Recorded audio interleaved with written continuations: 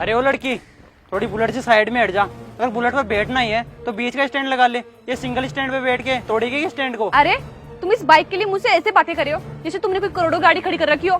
देख, बुलेट की कोई कीमत नहीं होती, चाहे ये लाख की हो चाहे करोड़ की। बुलेट में हमारी जान बसती है, देशियों की जान है ये।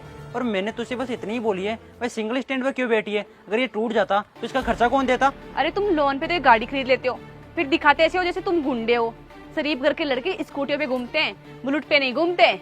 और तुम इस स्टैंड के लिए परेशान हो रहे हो ना, पैसे ले लेना मेरे से, दे दूंगी मैं। कितने का स्टैंड है ये? अरे क्या पैसे दे देगी तू? इस स्टैंड की कोई कीमत नहीं है।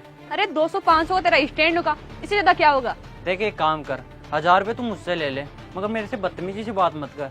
और हाँ, ये भी मत बोल कि तेरे स्टैंड के मैं पैसे दे दूंगी।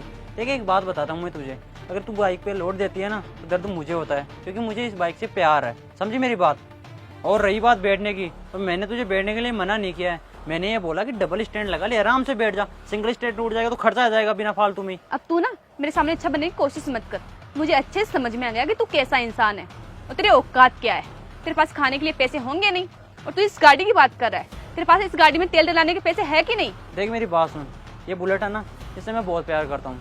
अगर इस पर कोई लोड देता है, इसे कोई टच भी करता है ना, तो दुख मुझे होता है।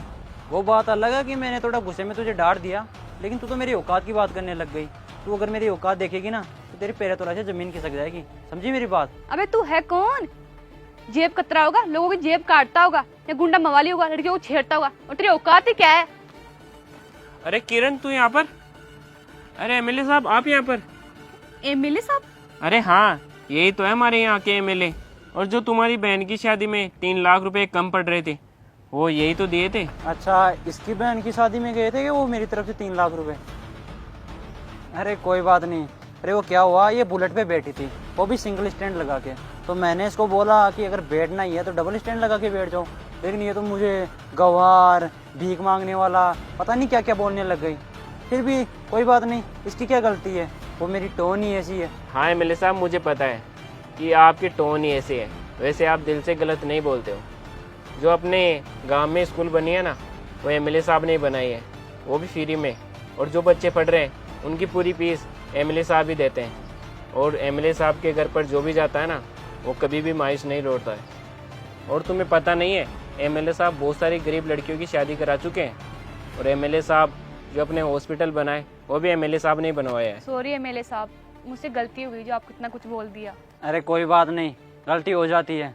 और वैसे भी मेरी भी थोड़ी बहुत गलती थी, मैंने तुमसे थोड़ी ऊंची आवाज़ में बात कर ली। हो सके तो मुझे भी माफ़ कर देना।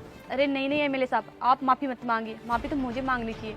मैंने आपसे कितनी बदतमीजी से बात की, और आपने तो मेरी बहन की शादी में हेल्प भी की थी। मुझे माफ़ कर दीजिए। अरे कोई बात नहीं, जाओ तुम, गलती हो जाती है।